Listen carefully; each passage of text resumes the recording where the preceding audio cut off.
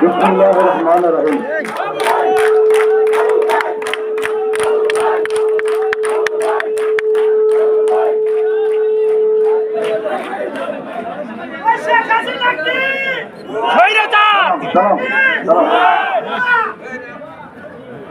সম্মানিত নেতৃবৃন্দ, সম্মানিত মুরব্বিয়ান, প্রিয় ভাইয়েরা, আসসালামু আলাইকুম।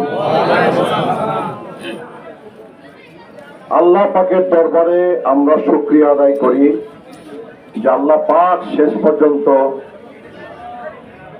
শেখ হাসিনার স্বৈরাচারী শাসনের কবল থেকে, শেখ হাসিনার দুঃশাসন থেকে আল্লাহ পাক বাংলাদেশকে, আমাদের জনগণকে আল্লাহ পাক পরিত্রাণ দিয়েছেন।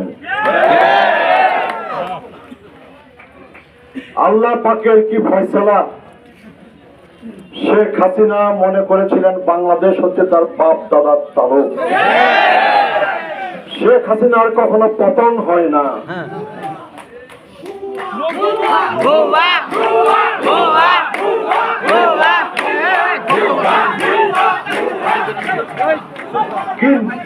নির্মম পরিণতি শেখ হাসিনার।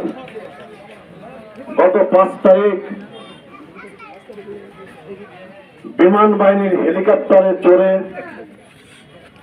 তাকে তার বোন সহ বাংলাদেশ থেকে পালিয়ে যেতে হয়েছে। শেখ হাসিনার আওয়ামী লীগের সাধারণ সম্পাদক ওবায়দুল কাদের বলেছিলেন শেখ হাসিনা কখনো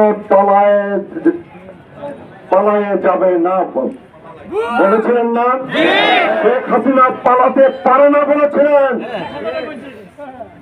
সেই শেখ হাসিনা 5ই আগস্ট তারিখে বাংলাদেশ থেকে ঠিকই উনি পালিয়ে গেলেন। এই জন্য বলে যে আল্লাহর মার দুনিয়ার ভার, এই জন্য বলে জনতার মার দুনিয়ার ভার। শেখ হাসিনা 5 তারিখ বাংলাদেশ ছাড়ার আগ পর্যন্ত ক্ষমতায় টিকে থাকবার জন্য, অবৈধ ক্ষমতার মসনদকে রক্ষা করবার জন্য, অবৈধ গদিকে রক্ষা করবার জন্য গত 5 তারিখের আগ পর্যন্ত, এমনকি 6 তারিখেও সারা বাংলাদেশে শেখ হাসিনার পুলিশ বাহিনী, শেখ হাসিনার র্যাব বাহিনী, শেখ হাসিনার বিজেপি টিভি তারা নির্বিচারে গুলি করে অন্তত হাজার খানে ছাত্র জনতাকে তারা হত্যা করেছে।